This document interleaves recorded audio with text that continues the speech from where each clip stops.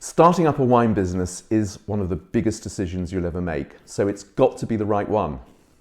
I remember as an 18-year-old asking my dad whether he thought the law was a good path for me. He said, "Is it the only thing you want to do?"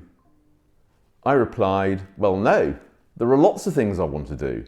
His advice on that basis was, don't do it. That was probably the right call for me.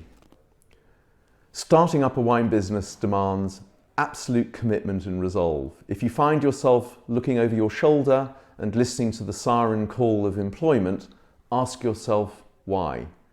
Is it just about needing more time to make the adjustment, or do you have more thinking to do? It's got to be the right decision, and part of making sure it is stacking the odds of success in your favour. No one wants to simply spin the wheel of fortune. That means really thinking it through, doing the planning, and thereafter focusing on making it happen. It's all about that terrible word, execution. What's particularly striking is the majority of wine startups we've spoken to who are wine hub businesses wish they'd done more planning. They say more planning would have saved them time and money. They say they'd have iterated less. Planning has huge value. Okay, let me qualify that very slightly. I vividly recall when I was planning Wine Owners, which took much of 2011, a friend and advisory board member who's been incredibly successful said, "Nick, just do it." I was looking over my shoulder. When you get out there, things happen, he said.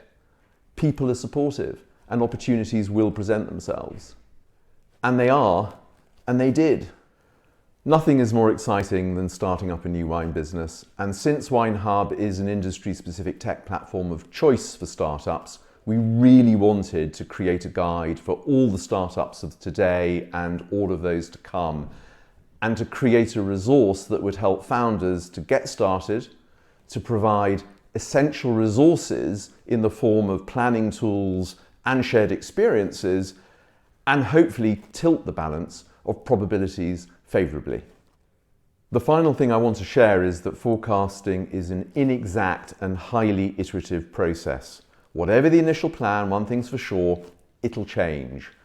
Putting together forecasts, flexing them, updating in the light of trading reality are so core to making the right decisions, especially in the all-important early stage and initial growth phases. So we created a P&L forecasting spreadsheet that you can flex and update and add on new income streams and do most of the what-ifs that will play out based on your different base assumptions.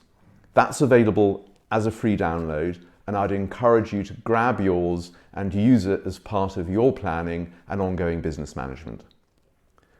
So here's to the good energy of starting up, and please don't hesitate to call if you want to talk, share, ask, or just share a glass.